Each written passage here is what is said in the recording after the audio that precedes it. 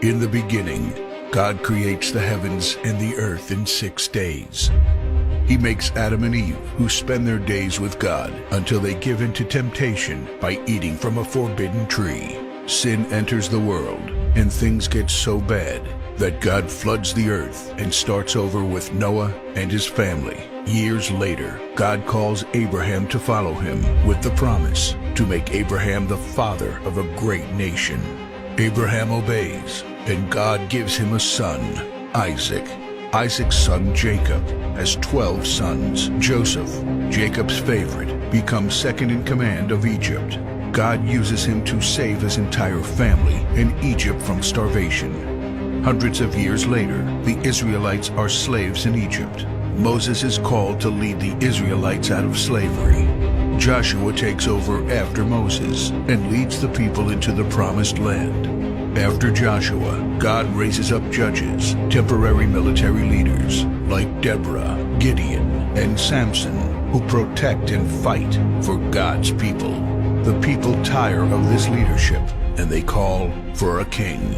God gives Israel King Saul, King David, and then King Solomon. But it's all downhill from here. The people rebel, the kingdom of Israel is divided, and everyone turns their back on God. Prophets like Elijah, Isaiah, Micah, and Jeremiah warn that if people don't repent of their sins, there will be consequences. But the people ignore their warnings. The divided kingdoms are conquered, and God's people face captivity in foreign lands. People like Daniel show great courage and stand up for God when no one else does. Some of the exiled people return to the promised land, but for 400 years, God is silent.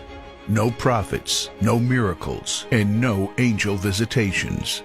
But then, the silence is broken when Jesus is born. He lives a perfect life, teaches truth, and performs miracles, proving He is God.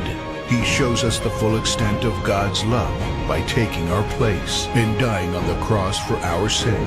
He is placed in a grave, but 3 days later, Jesus rises again, conquering sin and death. His followers travel the world, sharing the good news of His love and starting churches.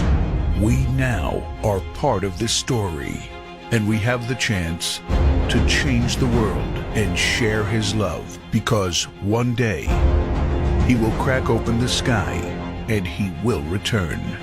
It's the greatest story ever told.